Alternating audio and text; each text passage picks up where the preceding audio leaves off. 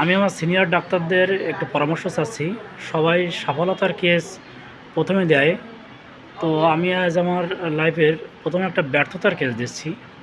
আমি এই কাকাকে অনেক দিন যাবৎ ট্রিটমেন্ট দিয়ে যাচ্ছি, কিন্তু তেমন কোনো ইমপ্রুভমেন্ট পাইনি। তো সেজন্য আমি আমার সিনিয়র যারা ডাক্তার আছে বা অভিজ্ঞ ডাক্তার আছে তাদের একটু পরামর্শ চাচ্ছি। কাকার নাম হচ্ছে অধীর রায়, এনার কেস টেকিং আছে এটা। তো বয়স ৭৫ বছর, কৃষিজীবী ছিলেন, এখন কাজ টাজ করেন না তেমন। এনার সমস্যা হচ্ছে ১২-১৩ বছর পূর্ব থেকে ঘাড়ে এবং মাথা এবং পায়ে ব্যথা দেখা দেয়, যন্ত্রণা। এবার আপনি কাহিনিটা বলেন, প্রথমে ১২-১৩ বছর কীভাবে কী শুরু হয়েছিল? আমার ওই ঘাড়ে যন্ত্রণা হয়েছিল প্রথমে, পরের থেকে পায়ে যন্ত্রণা আর মাথায় যন্ত্রণা দেখাবে। পরবর্তীতে ডাক্তারে এক্সরে করে বলল যে শিরায় সমস্যা। এটা বাংলাদেশের ডাক্তার? বাংলাদেশের ডাক্তার, বাংলাদেশের এলাহাবাদী ডাক্তার। তারপরে আপনি ওখানে ট্রিটমেন্ট নিলেন? হ্যাঁ, এটার জন্য? ট্রিটমেন্ট নিচ্ছে। হ্যাঁ, তারপরে? তারপর তো আমার এই জিহ্বায় ঘা দেখা দেয় ওষুধ খাতে খাতে। জিহ্বায় ঘা দেখা দেয়, এটা কি ইন্ডিয়ান ডাক্তারের ওষুধ না না, বাংলাদেশের এই ডাক্তার? বাংলাদেশের ডাক্তারের। হ্যাঁ, আপনি বললেন একবার ইন্ডিয়াও গেছিলেন চিকিৎসা না, নিতে। ইন্ডিয়া গেছিলাম ওই ঘাড়ে পায়ে জ্বালা মাথায় জ্বালা নিয়ে। হুম।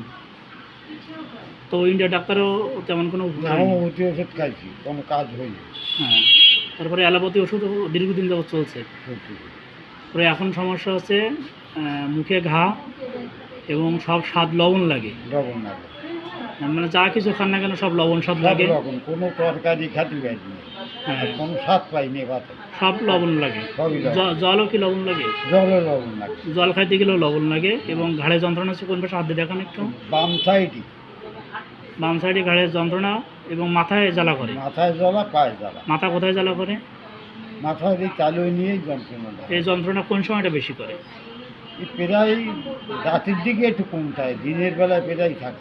কিন্তু রাতের দিকে কম থাকলে রাত্রে ঘুম আসে না? ঘুম আসে না। সারা রাত কোনো ঘুম আসে না? না। আর ঘাড়ে এক্সরে করে দেখছে ঘাড়ের হাড় ক্ষয় আছে? না, গায়ে শিরার সমস্যা। শিরার সমস্যা পাইছিল? হ্যাঁ হ্যাঁ, হাড় ক্ষয়ের কথা কি বলছিল নাকি ডাক্তাররা? না। হ্যাঁ, আর ওই যে পায়ের শিরা শুকায় যাচ্ছে এমন কথা বলছিল। হ্যাঁ। তাই তো? এখন সবচেয়ে বেশি কষ্ট পাচ্ছেন, সারা রাত কোনো ঘুম আসে না, ঘুমের ওষুধ খাইলেও ঘুম আসে না, ঘুম আসে না। আর জিহ্বায় ঘা, জিহ্বায় কোনো স্বাদ নেই, স্বাদ নেই।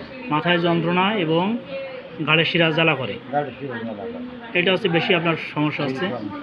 সিনিয়র ডাক্তাররা, আমি আপনাদের কেস টেকিংটা একটু দেখাচ্ছি, জানি না এর ভিতরে ভুল আছে কি না। তো এনার ১২-১৩ বছর পূর্বে থেকে ঘাড়ে ব্যথা দেখা দেয়, মাথা পর্যন্ত বিস্তৃত হয় এবং জ্বালাবোধ করে, এবং এটির জন্য পিঠ ও গলাও ব্যথা করে। তাছাড়া মলদ্বারে পাইলস হয়েছে। মলদ্বারে পাইলস হয়েছে কাকা কেমন? ভিতরে মাংসর একটা গোল বলে গেছে। মল দুয়ারটা বন্ধ হয়ে যায়, কাজ হয়ে গেছে। হ্যাঁ, প্রথম বাথরুম করলে অল্প একটু বাথরুম পড়ে, তারপরে আর কোনো বন্ধ হয়ে যায়, পায়খানা পড়ে না। পায়খানা নর্মালি হয়, নর্মাল স্বাভাবিক পায়খানা হয়। শক্ত হতো, প্রথমে হলো শক্ত হয়। হ্যাঁ, আর এরপর রক্ত আসে মাঝে মাঝে বলছিলেন এটার জন্য? হ্যাঁ, রক্ত আসে। ওই রক্তটা প্রথমে পড়তো, হোমিওপ্যাথি ওষুধ খাইছি, বন্ধ হয়নি। পরে একটা মান্দলি আনার পরে বন্ধ হয়ে যায়।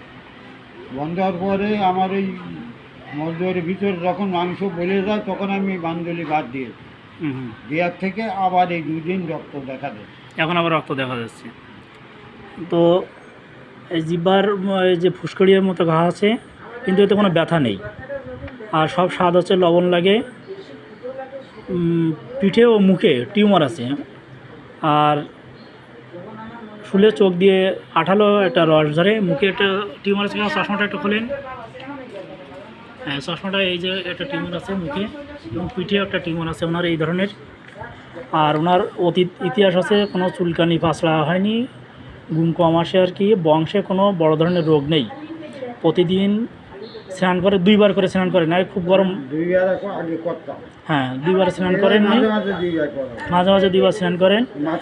আর মাথায় যন্ত্রণার জন্য এটা মূলত। আর স্নান বাদ দিলে ওনার খুব খারাপ লাগে। ওনার আবার শীতে কষ্ট, উনি আবার শীতকাতর রোগী। তারপরে সকাল 10-11টার দিকে বৃদ্ধি পায়। এটা বিশ্রাম করলে একটু উপশম হয়। পায়ে ঘাম আছে, ইচ্ছা অনিচ্ছা খাদ্য খাবার গরম ভালো লাগে, মুখের স্বাদ সব লবণ লাগে, এটা তো আগেই বলছি। এবং উনি টক পছন্দ এবং মিষ্টি পছন্দ না, আর চঞ্চল অস্থির, কাজকর্ম তাড়াতাড়ি করে, মানুষের সাথে থাকতে ভালো লাগে, ঘুম কম, ঘুম নেই বললেই চলে। আর পায়খানা নরম কিন্তু পরিষ্কার হয় না, পায়খানা ওই প্রথমে একটু পড়ে, তারপরে আর পড়তে চায় না, সেই জন্য পায়খানা পরিষ্কার না, মাংসে ভিজিয়ে গেছে।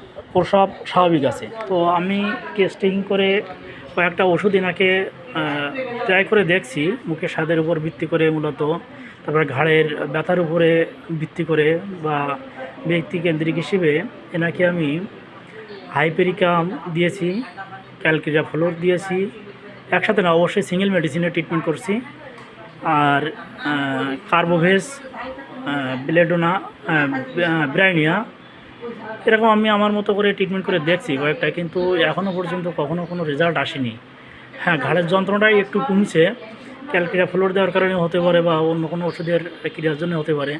তবে এনার সবথেকে বড় কষ্ট, এনার কোনো ঘুম আসে না, এবং খাদ্য খাবার সব কিছু লবণাক্ত মনে হয়, ভাত খাইতেই পারে না। একটা মানুষ যদি রাত্রে সারা রাত ঘুমাতে না পারে, দিনের বেলায় সারা রাত ঘুমাতে না পারে, কতদিন সুস্থ থাকবে আপনারা সেটা বুঝতে পারছেন।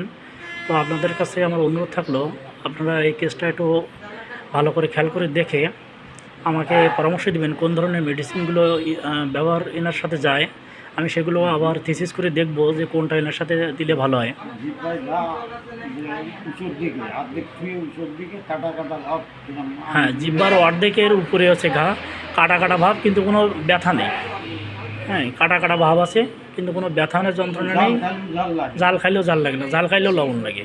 এনার সমস্যায় আমি লবণ আস্বাদের উপরে বরিকের ল্যাবরেটরি দেখে ওষুধ দিয়েছিলাম, কিন্তু তেমন কোনো কাজ হয়নি। বর্তমানে এনার চলছে হচ্ছে পালস, ইনি আবার নরম প্রকৃতির মানুষ, সেখানে পালস চলছে ব্যক্তিকেন্দ্রিক হিসেবে। আমি সবসময় এনাকে সিঙ্গেল মেডিসিন দিয়ে ট্রিটমেন্ট করার চেষ্টা করেছি, কিন্তু তেমন কোনো ইমপ্রুভ হয়নি। আপনারা পরামর্শ দেবেন সেই কামনা করছি। ধন্যবাদ সবাইকে।